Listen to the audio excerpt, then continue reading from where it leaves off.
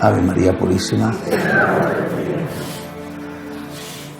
Después de la última cena, según los sinópticos, nuestro Señor salió directamente para el Huerto de los Olivos. El sitio donde tiene lugar la última cena, aunque no se sabe con exactitud, pero en fin, por los estudios arqueológicos, está en lo que se llama la colina de Sión, que está cerca, muy cerca del Templo de Jerusalén. Mientras que el Huerto de los Olivos está en la otra orilla del torrente Cedrón, es decir, justo enfrente del Templo de Jerusalén. No había mucha distancia entre el cenáculo y el Huerto de los Olivos.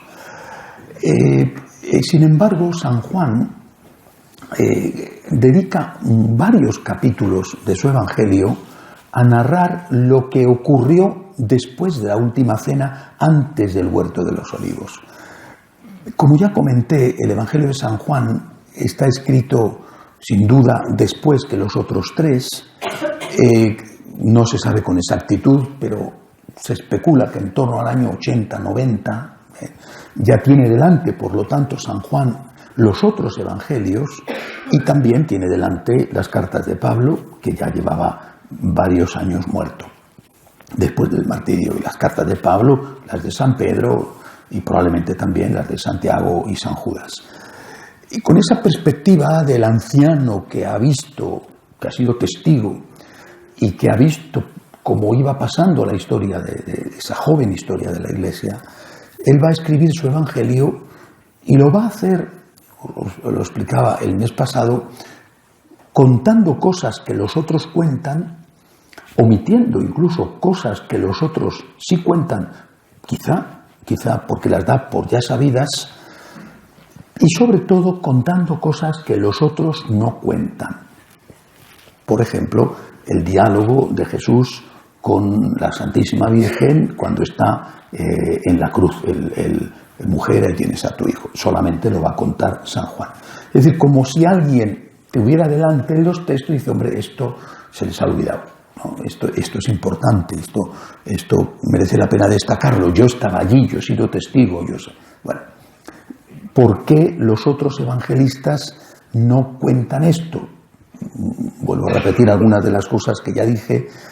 Primero hay la tradición oral, que se centra en las cosas muy esenciales y después se va ampliando hasta que, una vez que empieza la primera persecución y empiezan a matar, por ejemplo, a San Esteban en el año 36, se dan cuenta de que la tradición oral corre el riesgo de que se pierda y empiezan a escribir. Entonces hay un boceto de Evangelio, que seguramente es el de San Mateo, sobre ese empiezan a escribirse las cosas. Bueno, entonces quizá porque el primero que escribe, que hay siempre dudas si fue San Mateo o San Marcos, bueno, San Mateo, hay cosas que a lo mejor no cuenta. Esto concretamente estoy diciendo lo que Jesús les dice a los discípulos al acabar la cena, pues quizá por eso los otros no lo hacen, no lo sabemos. Pero el caso es que Juan sí lo cuenta, y lo que cuenta Juan es palabra de Dios, por tanto es algo que ocurrió. No por el hecho de que solo lo cuente San Juan, es algo sobre lo cual podemos dudar. Es tan importante estos capítulos de San Juan, que de hecho algunos los consideran, así lo llaman, el testamento de Jesús. Es decir, las últimas voluntades del Señor. Porque después, desde ahí, Él sale para el huerto. En el huerto pasan cosas muy importantes, ¿no? Ya las veremos. Suda sangre, por ejemplo, en fin, defiende a los suyos cuando le van a apresar, pasan cosas importantes. Después ya viene la pasión, la tortura, etcétera, la muerte, y en la cruz Él va a decir también las 7 palabras, ¿no? Es decir, bueno, habla todavía el Señor algo. Pero como discurso, como mensaje estructurado, este es el último. Y hay realmente cosas que merecen la pena destacar. Cabría la posibilidad de que no todo esto lo haya dicho en ese momento y que después San Juan lo coloca en ese momento porque él cree que lo ha dicho en ese momento o porque le parece que en ese momento encaja mejor. Por ejemplo, la parábola de la vid y los sarmientos. En cualquier caso, quisiera brevísimamente, porque el asunto da para mucho, pero para muchísimo, pero al menos ver algunos aspectos de esas palabras que Jesús dijo después de la última cena, antes de salir para el huerto de los olivos. La primera de ellas es el aviso a San Pedro de que esa noche le iba a negar. Esto sí que aparece en los sinópticos. He cogido la cita en el libro que he escrito sobre esto, he cogido la cita de San Marcos. Lo interesante de esta advertencia de que le va a negar es que Jesús la hace como respuesta a la pretensión de San Pedro de que él no le va a traicionar. Cuando Jesús dice uno de vosotros me va a negar, me va a traicionar, Pedro le contesta, aunque todos los demás te fallen, yo no te fallaré. La soberbia. Estoy seguro de mí mismo, estoy seguro. Yo voy a serte fiel siempre, estoy seguro de mí mismo. La soberbia, que no uno podría decir, no es una soberbia mala, ¿no? Y yo estoy seguro de que San Pedro creía en lo que decía. Y San Pedro amaba al Señor. Y San Pedro estaba dispuesto a dar la vida por el Señor. No era una bravata y no era una mentira que él conscientemente le dijera a Jesús, una especie de tranquilizante, no te preocupes que no es nada. No. Él era sincero en su expresión, pero había soberbia.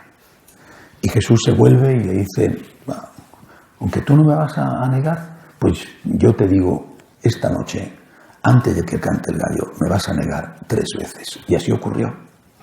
Así ocurrió. Y San Pedro, por supuesto, cuando cantó el gallo, se dio cuenta de que Jesús se lo había profetizado y se dio cuenta, y dice el Evangelio, que se puso a llorar amargamente. Primera lección, por lo tanto, no estés nunca seguro de ti. No estés nunca seguro de ti.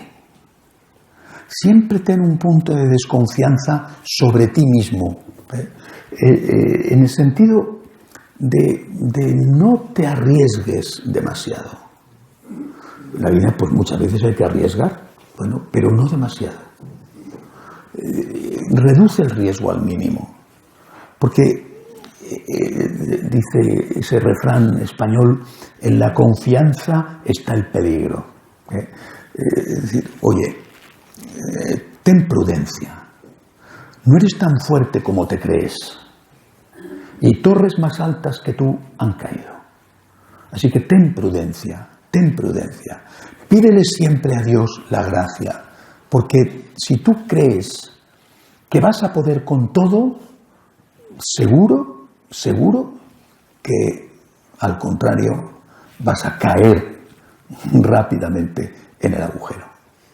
Pídele a Dios la gracia, desconfía de ti. Di, Señor, con tu ayuda voy a intentar serte fiel. Señor, con tu ayuda voy a intentar hacer tu voluntad.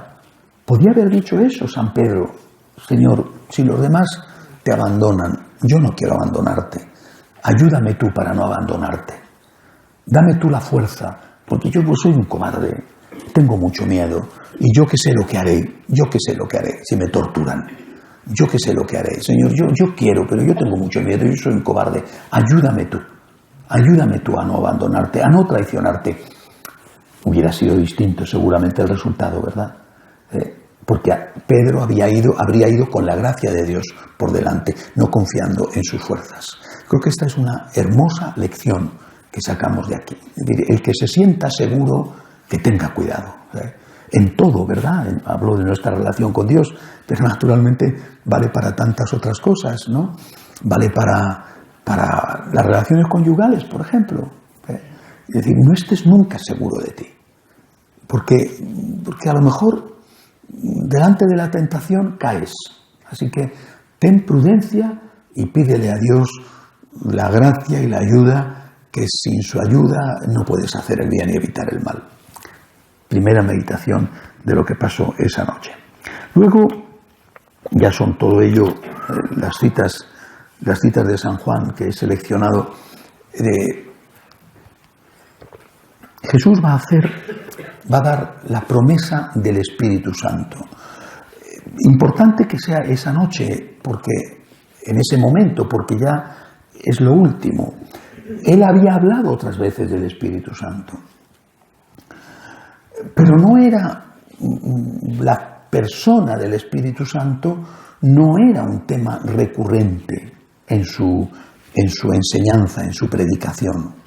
Si le costaba mucho hablar de sí mismo como Dios para no provocar a los judíos y acelerar la hora de su muerte, porque eso era una blasfemia, imaginaos lo que hubiera supuesto decir que no solamente el Padre era Dios, Él era Dios, sino que había una tercera persona que era Dios. Bueno, entonces habla del Espíritu Santo, pero no es algo que aparezca con mucha frecuencia. Y ahora ya en este momento final sí que lo hace. Y dice una frase, repito, hay que entender el contexto. El contexto es el del testamento. Es su último discurso. Dirá otras cosas, pero este es su último discurso. Va a morir. Jueves por la noche. El viernes por la tarde estará muerto. Está a menos de 24 horas de morir. Y en el medio, tortura, sufrimiento infinito. Este hombre que está lleno de miedo, que va a llorar, va a sudar sangre apenas 1 o 2 horas después, este hombre no está para bromas y no está para decir cosas que no sean esenciales. Y en ese momento va a hacer esta promesa. Fijaros la frase, qué bonita es. No os dejaré huérfanos. Esta es la promesa del Espíritu Santo. No os dejaré huérfanos. A mí me produce un gran consuelo. Porque la promesa del Espíritu Santo implica que delante de lo que va a venir no vamos a estar solos. ¿Qué es lo que iba a ocurrir? Su muerte, su catarsis. O sea, había una frase del Antiguo Testamento que decía, maldito el hombre que cuelga del árbol, refiriéndose a la cruz. El crucificado era un maldito de Dios y él va a cargar con todos los pecados del mundo para salvarnos, pero los otros le van a ver, incluso los suyos, le van a ver como un maldito. De ahí la crisis de fe que van a tener. ¿Cómo puede Dios permitir esto en un inocente? Luego entonces este ni es Dios ni es un inocente. Eso es lo que va a decir el coro que le rodea al pie de ellos que están al pie de la cruz burlándose de él. A otro que ha salvado que se baje a sí mismo. ¿No dice que eres el Hijo de Dios? Y Jesús lo sabe que lo van a pasar muy mal. Y les hace esta promesa, no os dejaré huérfanos. Vais a tener el Espíritu Santo. Otra cosa es que vosotros no queráis aceptar esta ayuda del Espíritu Santo y entonces sin la ayuda de Dios os vais a encontrar solos delante de la duda, delante del dolor y vais a entrar en crisis. Pero yo os doy el Espíritu Santo. Ahora eso, como os he dicho hace un momento, ¿no? Cuando os comentaba la negación de Pedro fruto de su soberbia, eso vale también para nosotros. Hoy recibía un correo de un franciscano de María joven, un hombre joven, un hijo de 15 años, que le han descubierto un tumor incurable en el hígado. Una situación terrible. Cuando tú te encuentras con situaciones así, y son tan frecuentes, a veces más entre los pobres, porque entre los ricos que también se mueren, pero tienen la posibilidad de pagar un médico, tienen por lo tanto un poco más de esperanza. Al final la medicina no puede hacer milagros en muchos casos, ¿no? Pero los pobres no tienen ni siquiera esa opción, porque ¿a dónde van? A una cirugía privada si no tienen dinero para pagarla. Y la cirugía, la sanidad pública en sus países muchas veces es pobrísima o inexistente. Y cuando tú te encuentras en esta situación de miedo, ¿qué vas a hacer de tu familia? ¿Qué vas a hacer de tu niño? ¿Qué haces? ¿Qué haces? No os dejaré huérfanos. Confía, confía. No os dejaré huérfanos. El Espíritu Santo viene en ayuda de nuestra debilidad. No os dejaré huérfanos. Confía, confía. Pero ¿qué ocurre si te rebelas? Es decir, si rechazas al Espíritu Santo, o dicho de otra forma, ¿qué te ocurre si no confías? ¿Se te va a curar el cáncer del hígado? ¿Va a resucitar tu hijo? ¿Te van a llamar por teléfono para ofrecerte el trabajo de tu vida? Pues no, no. Pero tú, ¿cómo vas a estar sin Dios? ¿Y qué vas a hacer? Huir, que fue lo que pasó con los discípulos. Por eso, esta frase es de esas frases del Evangelio que a lo mejor pasamos sobre ellas desapercibidas, porque, como os dije el mes pasado, es terrible que no podamos hacer una meditación con calma de todo lo que ocurrió en aquellas 24 horas, porque leemos esto el Domingo de Ramos, todo junto, y se ha acabado. Y el sacerdote solo puede hacer una pequeñísima homilía, porque después de una lectura entera de toda la pasión no da tiempo para mucho más, ¿no? Esta es una frase que tendríamos que tener siempre en la mente y en el corazón: no os dejaré huérfanos. Ahora fijaos no solamente en los problemas personales, cada uno naturalmente tiene los suyos y a veces son muy angustiosos. Fijaos en los problemas de la Iglesia. No os dejaré huérfanos. Pero si es que la barca está llena de agua ya. No es que la barca corra riesgo de hundirse, no, perdóneme usted, es que la barca hace agua. Es que está ya llena de agua. No os dejaré huérfanos, no os dejaré huérfanos. Confía, confía. No te pongas nervioso. Confía, confía. A veces son problemas ni personales ni eclesiales, sino son problemas nacionales. Por ejemplo, ¿qué está pasando con Venezuela?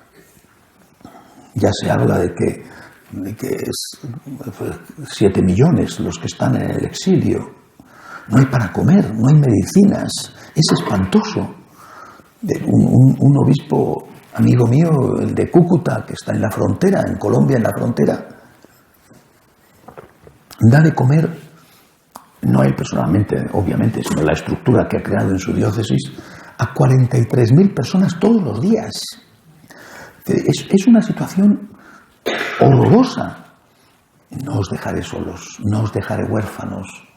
Confía. Como me decía un franciscano de María de Venezuela, la fe es el único lujo que nos podemos permitir. Y si perdemos la fe, perdemos la esperanza. Y esto se acabó. Por ejemplo, los de Chile, no sé si habéis visto las imágenes. A mí me han mandado las imágenes hoy del saqueo de una iglesia, cómo están quemando el confesionario, cómo la imagen del Sagrado Corazón se la lleva un miliciano partida con el brazo arrancado. Eran exactamente las imágenes de la Guerra Civil Española, pero ahora en color. Aquello era en blanco y negro. Esta gente está asustada. Las proclamas, me han mandado el audio, las proclamas que están dando es: entrad en los barrios de los ricos y asaltad sus casas. La gente vive aterrada, con la policía, los carabineros, que es como se llaman allí, totalmente desbordados, además amenazados, denunciados. En estos momentos personales, eclesiales, nacionales, colectivos, esta frase del Señor tiene que resonar en nuestro corazón. No os dejaré huérfanos. Y bueno, y es que mi confianza en Dios va a resolver los problemas. Mi confianza en Dios va a hacer que se me cure el cáncer. Mi confianza en Dios va a hacer que mi país vuelva a ser un país demócrata. Mi confianza en Dios va a hacer que la Iglesia vuelva salga de la situación de caos, de confusión que hay. Pues yo confío en Dios. Pero mi confianza en Dios sí que hace una cosa, y es que yo no me hundo. Mientras que, si no tengo esta confianza en Dios, no puedo aguantar. ¿Y entonces qué consigo? Desesperación. No resuelvo nada, lo empeoro. Desesperación. Señor, yo confío en ti. No me dejarás huérfano. Pero en esta situación mía, ahora, yo te digo, yo confío en ti. Yo sé que no me vas a dejar huérfano. ¿Quién lo dice? Esto tiene su valor. ¿Quién lo dice? Un hombre que va a ser torturado unas horas después. Y que lo sabe. Lo sabe. O sea, no lo dice un predicador que vive en la opulencia y da consejos vendo que para mí no tengo, y que a cambio de esos consejos tranquilizadores saca unas monedas. Lo dice un hombre que sabe que unas horas después le van a someter a una tortura espantosa. Y él se lo dice a ellos, para ayudarles a ellos, porque él cree en esto. No sé por qué mi Padre va a permitir esto, pero sé que mi Padre me ama. ¿Y qué hubiera ocurrido si Jesús, antes o durante la cruz, hubiera renegado de Dios? Ese hubiera sido el triunfo del demonio. Ese hubiera sido su gran éxito, y no ocurrió. Después viene la parábola, ¿no?, de la verdadera vid, también en San Juan. Yo soy la vid, vosotros los sarmientos. Nadie puede dar fruto si no está unido a la vid. ¿Por qué Jesús dice eso en ese momento? Repito, hay que entender muy bien el contexto. ¿Por qué Jesús dice eso en ese momento? O al menos, ¿por qué San Juan coloca esta parábola de Jesús en ese momento trascendental? Había dicho el Señor muchas parábolas antes. ¿Por qué esa en ese momento único, definitivo, el final? ¿Por qué? Porque Él sabe que tenemos siempre una tentación, la de creer que por nosotros mismos podemos hacer las cosas. ¿Y qué cosas podemos hacer por nosotros mismos?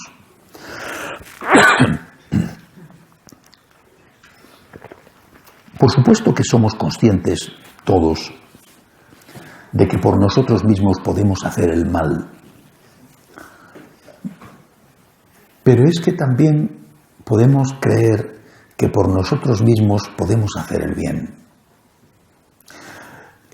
Y si no estamos unidos a la vid, ocurre lo que ocurre con una flor y con un sarmiento, que dura un poquito. Cerca de mi casa, en una tapia de una casa medio abandonada, está colgando hacia afuera muchísimas ramas de parra virgen, que es preciosa en el otoño, son unos colores rojos bellísimos. Y el otro día corté unas cuantas ramitas y las he puesto en el altar delante, ¿no? Los colores rojos del otoño son preciosas, no sé si conocéis la parra virgen, como es una belleza, en esta época especialmente, una belleza. Las he puesto en el altar, ¿no? Bueno, al cabo de pocos días, lógicamente estaban secas, mustias, duran lo que duran, nada más sin agua, claro. Así somos nosotros. Una flor cortada es un cadáver, hermoso cadáver, pero es un cadáver. Durará más, una orquídea dura mucho más, y otras, las flores del campo, apenas duran nada, incluso aunque las metas en agua. Pero al fin es un cadáver. Y esto es lo que nosotros tenemos que entender, y es lo que el Señor quiere que entendamos. No puedes hacer el bien sin mí. Una iglesia o una persona sin oración, sin comunión, sin confesión, pues sencillamente no puede hacer el bien. Hace el bien un tiempo, claro, un tiempo, claro que sí. La rama cortada dura un tiempo y es durante un tiempo vistosa. Una persona que no supiera nada de nada diría, qué bien, ¿no? Esto, fíjate, no hace falta que esté conectada a la vid, a la planta, para que esté ahí. Pues sí, espera, vente dentro de unos días y ya verás que no sirve de nada ya, que se ha muerto, ¿no? Por eso, si nos insistimos en la Iglesia y a nivel personal, en la vida de oración, es que estamos quitándonos las raíces y condenándonos a muerte. Yo les decía, ayer o antes de ayer, a mis seminaristas allí en Roma, decía, el problema de los sacerdotes, además de otras cosas, es que es una formación académica, es una formación universitaria. Es equivalente a la formación que va a recibir un joven que quiere prepararse para médico, para ingeniero, para abogado, ¿no? Tú vas a la universidad, te plantean unas materias, en el caso mejor tienes buenos profesores que te enseñan cosas correctas, no que te enseñan herejías, en el caso mejor, te están enseñando cosas que es necesario que sepas, porque después tendrás que explicar a la gente qué relación hay entre el relato de la creación del Génesis y la teoría de la evolución, o tendrás que explicar a la gente por qué motivo un divorciado no se puede, vuelto a casar, no puede comulgar. Tendrás que tener una formación, claro, es necesario. La formación académica, la formación universitaria es necesaria. Dice, pero hay una diferencia esencial entre un médico o un abogado y un cura. Si tú te has convertido en un profesional que sabes conceptos y transmites conceptos, tú no eres un cura. Si tú no eres alguien que tiene una experiencia de Dios, lo que tú harás será repetir lecciones que has aprendido. ¿Y a la gente qué le importa? ¿Qué le importa? Sí, está bien, repito, pues te harán una pregunta y tendrás que dar una buena respuesta. Para eso tienes que haber estudiado. Pero a la gente, ¿qué le importa? ¿Qué le importa a una madre que ha perdido un hijo? Si la perícopa de Marcos es anterior en la historia a la perícopa que cuenta Lucas, ¿qué le importa? Lo más que puedan decir es, oye, ¿qué culto es este cura? ¿No? Pero si tú no tienes una experiencia de Dios, cuando tú hables, serás, como decía San Pablo, una campana que suena a hueco, un címbalo que retiñe, y la gente lo sabrá y lo notará. Quizá no sean capaces de racionalizarlo o verbalizarlo, pero lo notarán. Por eso, junto al estudio y a la formación universitaria, el rosario todos los días la oración, todos los días. La confesión, la Santa Misa, porque eso es lo que hará que tú tengas una relación con Cristo, que estés unido a la vid, y esa savia que te viene de la vid es la que podrás después transmitir a alguien cuando te llegue la hora de estar o bien en el ambón para hacer una homilía, o bien en un confesonario, o bien en un despacho para escuchar a una persona que está sufriendo y decirle algo que le ayude de verdad, decírselo de parte de Dios. Una formación, como pasa en tantos sitios, que es solamente académica, pues es la formación que se le da a un robot, a una máquina. Bueno, no digo que sea inútil, pero es muy pobre. De verdad, si no estamos unidos a la vid, no podemos dar fruto. Hablo de los sacerdotes, pero también vale para vosotros, ¿no? ¿Qué transmitís a vuestros hijos? ¿Qué transmitís a vuestros nietos? Si no hay una experiencia de Dios, no solamente que vuestra oración de intercesión por ellos haga que el Señor toque milagrosamente su corazón, sino tu experiencia de Dios. tu relación con el Señor. ¿Cómo has vivido tú tu momento de angustia? ¿Cómo has vivido tú tu enfermedad? ¿Cómo has vivido tú tu miedo? ¿Cómo has vivido tú la pérdida de tus seres queridos? Porque esa experiencia, es lo que podrá tocar el corazón del otro.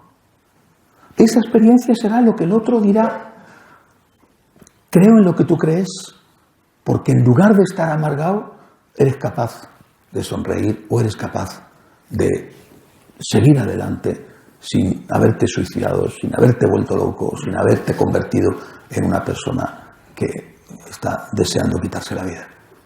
Y eso, vuelvo a repetir, no se hace en un día.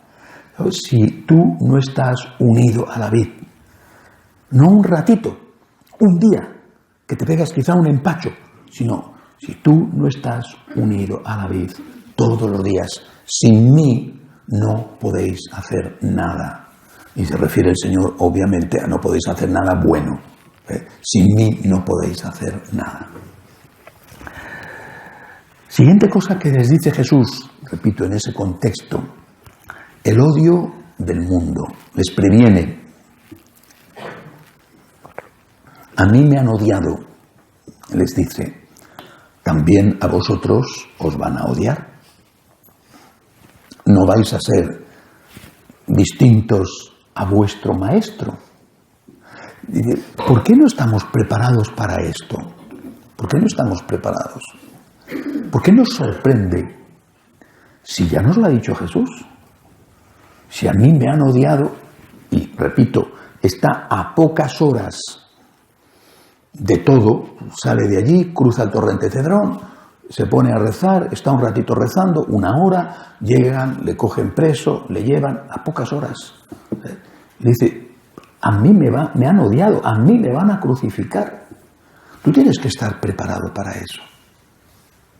Claro que te van a odiar. Es que es lo normal. Lo lógico es que te odien, porque es el odio del mundo y es el odio del demonio. ¿Qué tengo que hacer? Pedir a Dios ayuda. No soy Superman. No me fío de mí. No confío en mis fuerzas. Soy una persona frágil. Tengo miedo. Ayúdame tú, Señor. Dame tú la fuerza para, cuando llega la hora, ser capaz de decir: yo sí le conozco. Yo soy de los suyos. Dame tu fuerza, Señor. Dame tú la ayuda que necesito, porque sin ti no puedo hacer nada. Pero no me sorprende que me odien. Cuando vemos en este momento histórico tan difícil que vivimos, hablo de la Iglesia, el intento, yo creo que bien intencionado, no quiero pensar que malintencionado, pero equivocado, aunque sea bien intencionado, de algunos de granjearse el aplauso del mundo. Pero es que eso no se puede hacer gratis. Para granjearte las simpatías del mundo tienes que pagar un precio, que es aceptar las exigencias del mundo. Y por lo tanto renunciar a seguir a Jesucristo de una forma íntegra. Y hoy tendrás que renunciar a una cosa y mañana vas a renunciar a otra. ¿Por qué? Pues porque el que empieza renunciando nunca deja de renunciar. El que empieza traicionando y vendiendo su conciencia por unas monedas nunca deja de traicionar y de vender. El que va cuesta abajo va cada vez más rápido cuesta abajo. Por eso el odio del mundo, pues el odio del mundo, Señor, ayúdame tú, dame tú la fuerza. Esta semana hemos celebrado la memoria de los mártires españoles del siglo XX, la persecución del 31 y la persecución del 36, sobre todo el padre Poveda, por ejemplo, que murió aquí en Madrid, aquí al lado. Lo podemos ver, está para Cuellos, ¿no? Y se ve en la colina la gran cruz puesta allí en la ladera de la colina para recordarnos la cantidad enorme de víctimas, ¿no? Recientemente uno, no estoy seguro, era un valenciano, no estoy seguro si era del partido En Comú o si era de Unidas Podemos, no estoy muy seguro.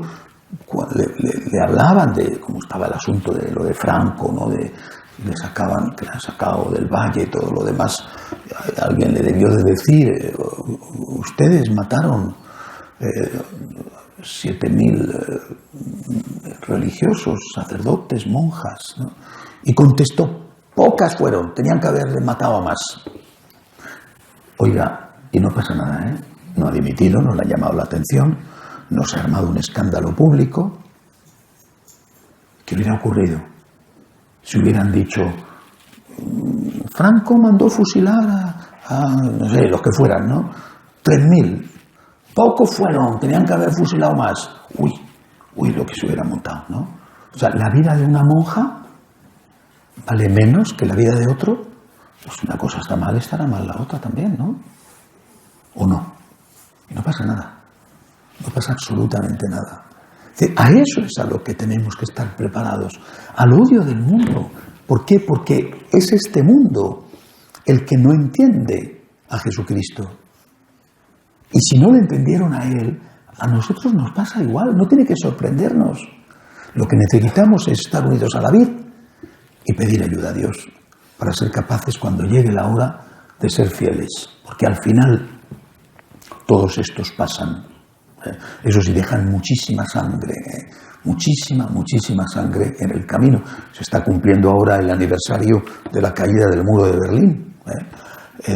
Y se están dando algunos datos de las fechorías que hizo en la Alemania Oriental la Stasi, que era la policía política en Alemania Oriental, ¿no? Y hablan de más de 60.000 muertos. Más de 60.000, bueno, son cifras seguramente que siempre se quedan cortas, pero hablan de más de 60.000 muertos por la policía política. No pasa nada, oiga, no pasa nada. Bueno, pues nosotros tenemos que estar preparados para eso. Decir, Señor, si a ti te persiguieron, pues también a mí me tiene que tocar, y si me toca, o con el fusilamiento en las tapias del cementerio, o con la tortura, o con el destruir tu honor, o con la persecución de no tener un puesto de trabajo, o con... Señor, si a mí me toca, lo que te pido es que me des la fuerza para ser fiel. Cuando aquellos mártires españoles, pienso por ejemplo en Almería, que los llevaban a las calas de las minas, esos agujeros en vertical que se hundían profundísimamente en la mina, los respiraderos, y allí los ponían en fila, sabiendo lo que iba a pasar. Al primero, reniega de Cristo, viva Cristo Rey. Un tiro en la pierna, vivo, cayendo por el agujero. Y encima, detrás de él, un saco de cal viva. El siguiente había visto lo que habían hecho. Reniega de Cristo, viva Cristo Rey. Igual, uno tras otro, viva Cristo Rey. No eran supermanes, ¿no? Yo no creo que a nadie quiere que le torturen de esa manera, pero dame la fuerza, Señor, dame la fuerza. A ti te han odiado, yo quiero ser seguidor tuyo, tengo que contar con que eso me va a pasar a mí también. La última frase que he seleccionado de este momento íntimo y precioso. Jesús hasta ese momento, hasta esta frase, ha estado hablando a los discípulos directamente. No os dejaré huérfanos, tenéis que estar unidos a mí como el sarmiento a la vid. Bueno, si a mí me han perseguido, a vosotros también, está hablando a los discípulos. Y de repente deja de hablarles y empieza a hacer una oración al Padre. En voz alta. Podía haber hecho la oración, por supuesto, en silencio, ¿no? Haberse recogido y haber hecho la oración en silencio, como de hecho, poco después hará en el Huerto de los Olivos, de cuya oración solo conocemos una frase que también debió de decir en voz alta para que le oyeran los que estaban a pocos pasos de él, dormidos o en ese momento despiertos. ¿Y qué va a decir al Padre? Va a decir, Padre, que todos sean uno como tú y yo somos uno para que el mundo crea. Padre, que todos sean uno. No te pido por el mundo, te pido por estos. Santifícalos en la verdad. Santifícalos en la verdad.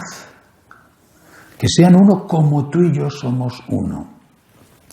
El testamento de Jesús. En voz alta al Padre para que lo oigan. ¿Qué significa? La importancia de la unidad. La unidad como primer valor.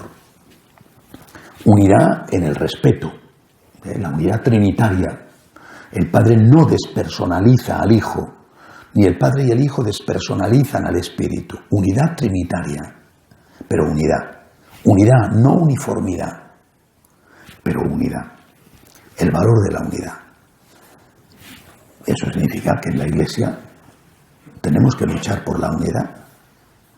Que un cisma es una tragedia espantosa y que es algo que tenemos que hacer todo lo posible por evitar. Un cisma es una tragedia. El cisma de Lutero y de Calvino supuso 170 años, de hecho fueron 174 años, desde la Dieta de Spira hasta la Paz de Westfalia. 170 años de guerras crueles en Europa, con matanzas de unos y de otros. No es que unos eran los buenos y los otros los malos. Donde se mezclaba la religión y la política usaba la religión. Fue terrible. En ese contexto surge, por ejemplo, las revueltas del campesinado, todo lo que ensangrienta el centro de Europa. Las matanzas de los hugonotes en Francia en la noche de San Bartolomé, de unos y de otros. Terrible. Los asaltos a los conventos, fue horroroso. Las matanzas de los católicos destripados, como le pasó a los cartujos, por ejemplo, en Inglaterra, ¿no? Un cisma es una cosa horrorosa, horrorosa. Y de ahí se deriva el secularismo, porque la conclusión de la Paz de Westfalia no fue cui regis sic religio, según el rey, así la religión, Baviera católica y Hessen o Hannover o Sajonia o Brandenburgo protestante. No. La conclusión de la Paz de Westfalia fue: la religión es un asunto privado, porque si no, aquí no podemos vivir en paz. Es decir, la religión es fuente de líos. Un país pacífico tiene que ser un país, no lo dijeron así, pero lo decimos así o lo dicen así hoy, tiene que ser un país agnóstico, donde la religión sea una cuestión íntima y privada. O eso, o de nuevo la guerra de religión. Eso es consecuencia de un cisma. Un cisma es una cosa espantosa, espantosa. Pero, ¿por qué el Papa de la época no le dio la razón a Lutero, por ejemplo, o a Calvino? Todavía Lutero era más pasable que Calvino. Lo de Calvino con la predestinación es algo muy, muy difícil de digerir. ¿Por qué no le dieron la razón? Hubieran ahorrado el cisma. Hubieran dicho, pues sí, mira, antes de ir al cisma te doy la razón. Sola fides, sola escritura, solo gracia. Punto, ya está. Hemos terminado. Te doy la razón.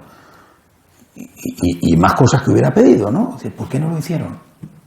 Si el Señor ha pedido que todos sean uno para que el mundo crea, ¿por qué no le dio la razón? Nos hubiéramos evitado el cisma. ¿Por qué no cedió o no cedieron los papas de la época? Porque fueron varios, 170 años, ya me contarás.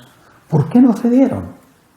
Porque el Señor dijo que sean uno como tú y yo somos uno, para que el mundo crea. Santifícalos en la verdad. Un cisma es una cosa espantosa. Las consecuencias históricas cuando han ocurrido son dolorosísimas. Repito, muchas veces han sido sangrientas, destructivas. Bueno, pero traicionar la verdad, la unidad sin la verdad, la unidad a cualquier precio. Vale, de acuerdo, todo el mundo ahora mismo acepta en la Iglesia Católica que los divorciados pueden comulgar. Vale, vueltos a casar sin nulidad matrimonial, pueden comulgar. Todo el mundo acepta en la Iglesia Católica que los protestantes pueden comulgar. Vale. Todo el mundo acepta en la Iglesia Católica que las mujeres pueden ser sacerdotisas, obispesas y papisas. Y así todo lo demás. Nos evitaríamos los cismas, ¿no? ¿Se puede hacer eso? Recientemente salieron unos estudios sobre la Iglesia episcopaliana o anglicana en Canadá. Como los episcopalianos en Estados Unidos, yo creo que en Canadá todavía peor, lo han aceptado todo. Aborto, eutanasia, homosexualidad, tienen obispas que son lesbianas, que viven con sacerdotisas lesbianas, lo han aceptado todo. No tienen gente en sus iglesias, cada vez va menos gente allí y salen los datos, es una cosa escandalosa. No tienen a nadie, ya han dicho, en 20 años no queda ni uno, porque los pocos que tienen son muy ancianos. Es una de las iglesias, allí lo llaman iglesias liberales, nosotros quizá usaríamos el término progresistas, bueno, es una de las más liberales del mundo. Se ha acabado, no tienen a nadie. Pero bueno, ¿no dijo el Señor que todos sean uno para que el mundo crea? Pues entonces, cediendo, habrá más gente, ¿no? Creerá más gente, vendrá más gente a la iglesia. Diles a los jóvenes que pueden tener sexo lo que quieran y cuando quieran y con quien quieran. Y ya verás cómo la iglesia se te llena de jóvenes. Oiga, pues mire usted, estos lo han hecho. Y están todavía peor que nosotros. Porque es que el Señor no dijo que todos sean uno para que el mundo crea. Dijo que todos sean uno como tú y yo, Padre, somos uno para que el mundo crea. Santifícalos en la verdad. Si no tenemos la verdad, no es una verdadera unidad. No es la unidad que el Señor pidió. Aquellos papas del siglo XVI que no eran perfectos, no lo eran, y hoy todos coinciden en que era imprescindible una reforma en la Iglesia. Todos coinciden en eso. Y todos coinciden en que Lutero tenía razón en algunas cosas que denunciaba. Aquellos, sin embargo, hicieron lo que tenían que hacer. Aún a costa de la tragedia que supuso el cisma y la guerra de religión espantosa, aún a costa de aquello no podemos ceder con la verdad. ¿Por qué? Porque ceder con la verdad a costa de la paz es vender el alma. También Jesucristo podía haber cedido con la verdad. Podía haberlo hecho. Se habría ahorrado la muerte. Si él le llevan desde el huerto de los olivos a la casa de Caifás, y si él en ese momento hubiera dicho, todo ha sido una broma, hombre, yo que voy a ser Dios, pero ¿qué dices? Yo soy un lunático que me he inventado todo esto y yo soy el hijo de un carpintero, ¿qué quieres? Oye, pero mira dónde he nacido, ahí de Nazaret, que es una aldehuela de allí de Galilea, que tal, hombre, no, que va, todo esto es mentira, no, hombre, que no, pido perdón, nada, yo estoy dispuesto aquí a decir lo que vosotros queráis que yo diga. Pero por favor, no me matéis, no me matéis, no me matéis. A ver, ¿dónde firmo? Todo es mentira, todo es mentira. Se habría ahorrado la muerte, le habrían dado una paliza seguramente y ya está, agáchate, estás desprestigiado, ya no tienes nada, no, todo es mentira y tú mismo lo has reconocido. Se hubiera ahorrado la muerte, se hubiera ahorrado la cruz, hubiera traicionado a la verdad. Yo creo que eso es lo que nosotros tenemos que tener presente. Para nosotros la unidad es un valor importantísimo. Luchar por la unidad es algo que debe de ser congénito al católico. Debe de estar en nuestro ADN, pero no al precio de negar a Jesucristo, que es la verdad. Porque la verdad no es un concepto, la verdad no son unas ideas, la verdad es una persona que dijo: yo soy el camino, la verdad y la vida. Él es la verdad. Y decir que Jesucristo no es Dios, que podemos adorar a los ídolos, madre mía. Pues hay que tener mucho estómago, ¿verdad?, para decir esas cosas, ¿no? Y algunos no lo tenemos. No es que seamos más justos ni más buenos, no somos más santos, no. Quizá tengamos un juicio más duro por parte de Dios, porque sabiendo lo que debemos hacer, pecamos y no lo hacemos.